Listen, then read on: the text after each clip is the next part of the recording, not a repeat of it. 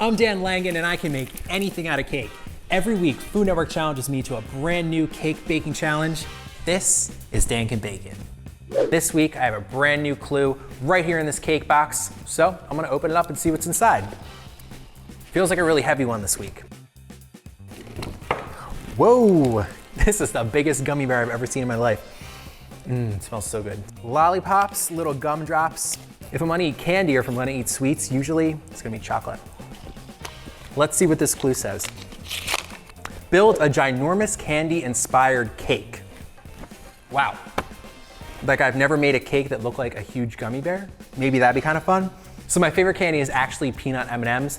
All kind of M&Ms are great, but I love the peanut M&Ms. Maybe I'll play off that. Maybe I'll make a giant M&M inspired cake. But first, I'm gonna eat this whole box of candy and then I'll get to brainstorming. To make my giant M&M inspired cake, I baked 2 chocolate cakes into half round shapes, filled one of them with chocolate covered candies, put them both together, a chocolate ganache shell, and then used a stencil to put a D on top. D for Dan, because it's my cake. So I'm gonna use my favorite chocolate cake batter and bake each half of this M&M inspired cake separately. What I'm gonna do, instead of using a hemisphere pan, is actually just use a big stainless steel bowl, which you can actually bake a cake in. And I'm using this for my M&M inspired cake because those candies are a little flatter. They're still round, but they're kind of flat. So this bowl, I think, will be the perfect size. I'm just gonna give the bowl a nice spray with non-stick spray. Then what I always like to do is take a big circle of parchment and you kind of cut it, kind of like a clockwise cuts. And then I'll put that piece of parchment right in there, and then I'll give it another spray.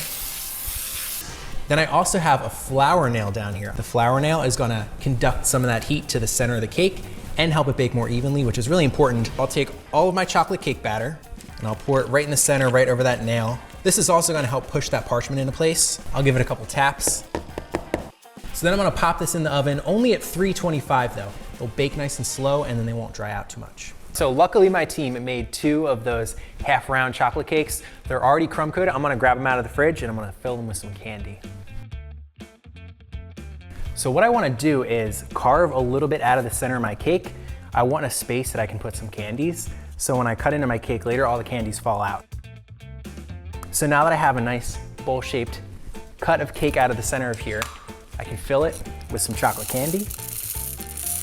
Just add some buttercream here so my other half will stick. This right on top. There was just a little bit of a gap. That always happens whenever you put 2 pieces of cake together like this. Kind of fill that gap in. Take one of my favorite tools, this flexible plastic. Make this look nice and seamless. A little bit of ganache to the board. So I'll take this top board off. And now what I wanna do is cover this whole thing in a nice coat of blue ganache. Obviously I'm making a blue chocolate candy because blue is my favorite color. I feel like this must be really satisfying. I've always loved M&Ms and I've always loved chocolate. When I was a kid and I used to trick or treat, which is obviously something I don't do anymore, but my mom would have to go through all the candy. If I had gotten a candy this big when I was trick or treating, it would have been awesome, but it would have been all mine. I wouldn't have let my mom check that one. I love ganache, but you have like 5 seconds to work with it before it doesn't work just because it sets up so quick. It's gonna smooth out just a little bit more once I add a shine to my cake. And the next thing I wanna do is use a stencil to add a D to the top. I'll just put some shortening down on this. Hopefully it holds it in place while I kind of backfill it in with a little bit of white ganache. While that's soft, I'm just gonna peel this back. Ooh, it actually worked. That looks really cool. That was a legitimate surprise. What I'm gonna do is just use some vegetable shortening to make the cake nice and shiny. Just start putting the shortening on the sides, and then I'll do the top last. So I'll just use a piece of paper towel to take off the extra shortening, and we'll see what it looks like. Oh yeah, mic drop. Challenge check, bye-bye. So I think that shortening technique was the perfect way to add a nice shine to the outside of this chocolate candy. And I'm ready to cut into this baby because I wanna eat those chocolate candies that are on the inside.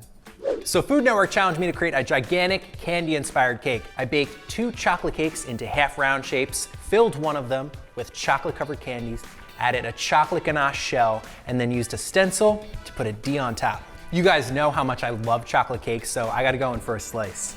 And I want it to be a really big one. I wanna see all that candy fall out. Wait, you, come here. You wanna see this. We don't wanna miss this. Oh yeah. Oh my God, massive, massive slice of cake. I think I need a bigger fork. Jeez. This is like chocolate overload. That was fun.